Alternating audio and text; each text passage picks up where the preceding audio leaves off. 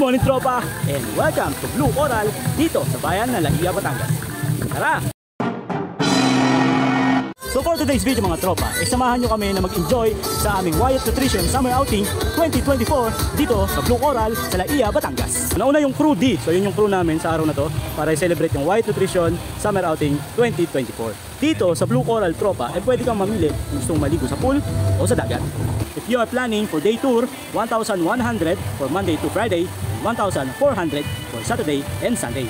Hindi pa kasama tropa yung mga rooms. Pero included na ang buffet menu para sa inyong lunch at merienda. Thank you Wyatt for this summer outing. Nag-enjoy ang aking buong pamilya. At the same time, nabusog din sa Unli Buffet na sinerve ng Blue Coral. Meron pa kaming snack ngayon. Naantay na lang namin.